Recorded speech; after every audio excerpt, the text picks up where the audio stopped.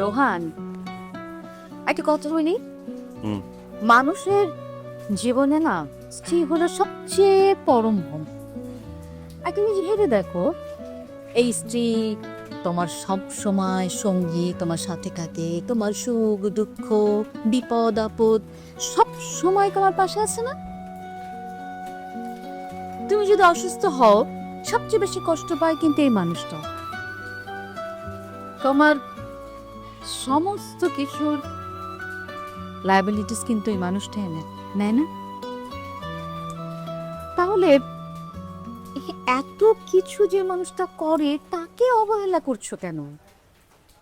না, আমি তো অবহেলা করছি না, কিন্তু আমার ওয়াইফের থেকে আমারও তো কিছু এক্সপেকটেশন আছে, তাই না? ডেফিনেটলি আছে, এবং সেটা তুমি যদি না চাইতেই পেয়ে যাও, পাও না। আমি কিন্তু যদি মনে করি যে এই মেয়েটা মানে তোমার ওয়াইফ পাইজা, আমি কিন্তু শুধু কথা বলেছি। দেখো, তোমার পুরো ফ্যামিলিকে টেক কেয়ার করে, তোমার মাকে টেক কেয়ার করে, পুরো সংসারে রান্না বান্না। তোমাদের যদি বাচ্চা হয় তাহলে সে বাচ্চার দেখভাল তো ওই করবে না? সেইখানে এত কিছু করার পর, এত কিছু একটা মানুষ একজনকে যদি দেয়, তাকে তুমি কি করে এইভাবে ইগনোর করো আমাকে বলো তো? সম্পর্ক ভাঙার আগে না ভাঙনের শব্দ শুনতে হয়।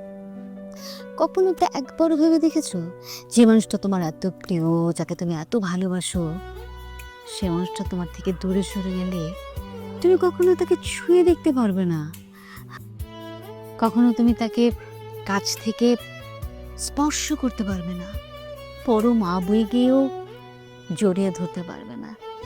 এর থেকে দুঃসংবাদ আর কিছু হতে পারে? বলো রোহান, জীবনে চলার পথে তুমি অনেক মানুষ পাবে,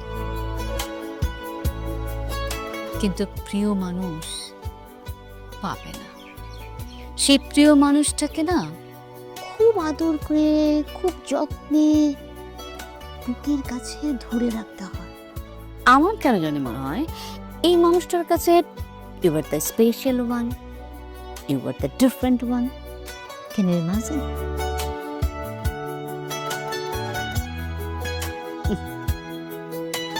কফিটা খাও।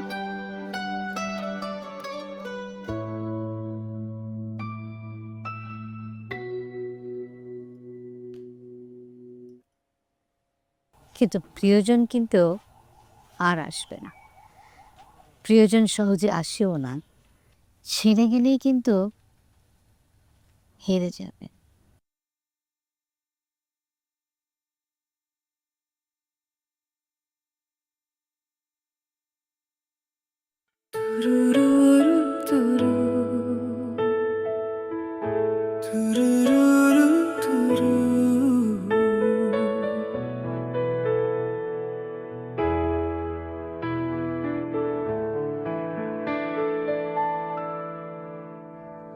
তোমার চোখে আকাশ দেখি, সেখানে তারা সেখানে আলো, তোমার হাসি ভোরের রোদে আমার জীবন থমকে গেল।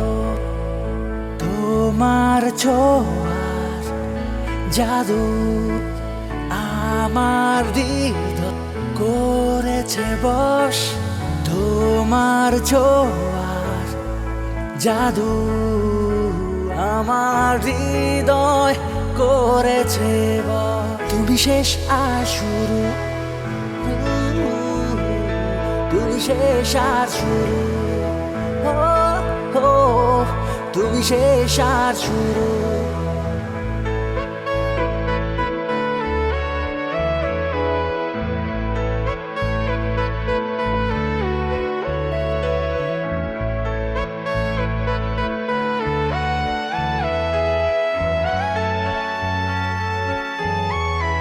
একটা মেঘলা আকাশে যেন জোছনা নেমে আসে, সব ভুলে যাই, সব থেমে যায়, আসে তোমার ছোঁয়ার জাদু আমার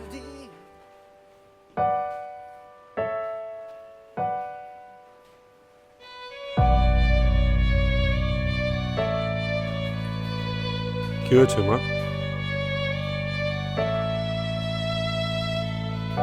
কি ব্যাপার, কথা বলছো না কেন?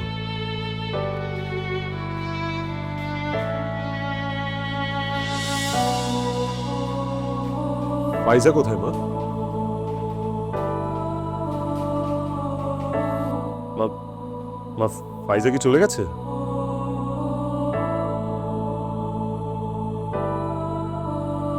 ফাইজা,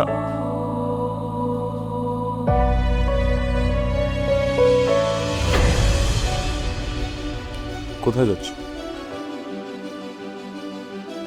তুমি কি আমাকে রেখে চলে যাচ্ছ?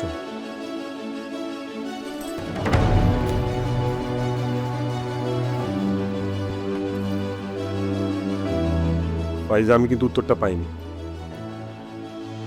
কোথায় যাচ্ছ তুমি? মা, মা ফাইজা আমাকে ছেড়ে চলে যাচ্ছে, আর তুমি? ফাইজা, আজকে কত তারিখ? আজকে 7 তারিখ। দিনটা কি? আজকে কি তোমার চলে যাওয়ার কথা? গড, ফাইজা, আমাদের সেকেন্ড অ্যানিভার্সারি আজকে, এটাও ভুলে গেছো? তুমি ভুলে গেলেও আমরা কিন্তু ভুলিনি।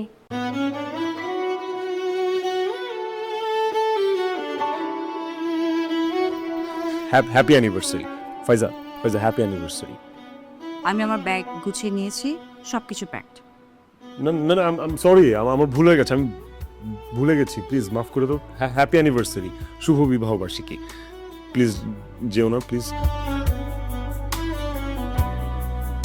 মা, হ্যাপি হ্যাপি অ্যানিভার্সারি, অনেক শুভেচ্ছা আমাদের আমাদের বিবাহ বার্ষিকী। প্লিজ আমাকে রেখে যেও না। তোমাকে রেখে যাচ্ছি না তো, তোমাকে নিয়ে যাচ্ছি, তাই না মা? এই নে আমার পক্ষ থেকে তোদের গিফট। যা বৌমাকে নিয়ে পাহাড় আর সমুদ্র দেখে আয়। আরে ধর। মানে পাহাড়, সমুদ্র, ও কক্সবাজার, গ্রেট আইডিয়া। জীবনকে যত সহজভাবে দেখবি ততই বুঝতে পারবি আমাদের এই কয়জন ছাড়া তোর জীবন অর্থহীন। তার মানে সাইকিয়াট্রিস্ট, লয়ার, এগুলো ফাইজা তুমি সব জানতে? আমি আজকে জানলাম। আর মা,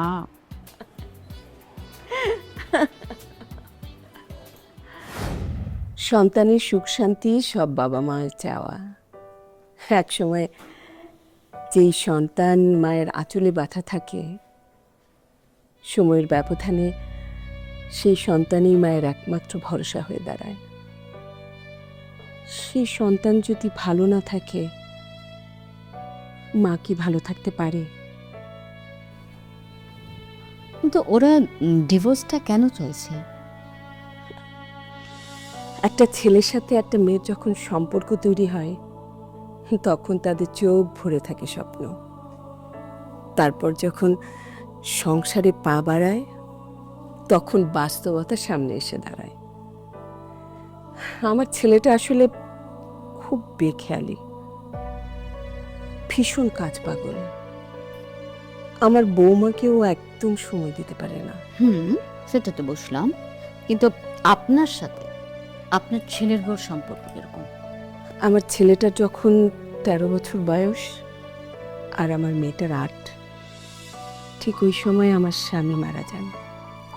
আমার স্বামীর বিজনেস, সংসার, ছেলে মেয়েদের পড়ালেখা, ওদের মানুষ করা, সব এক হাতে সামলাতে সামলাতে আমি আমি অনেকটাই বদলে যাই। সব কিছু নিজের হাতে নেয়ার, নিজের আওতার মধ্যে রাখার একটা বদ অভ্যাস তৈরি হয়ে যায়। আমার বৌমার সাথে আমার এই একটাই দূরত্ব।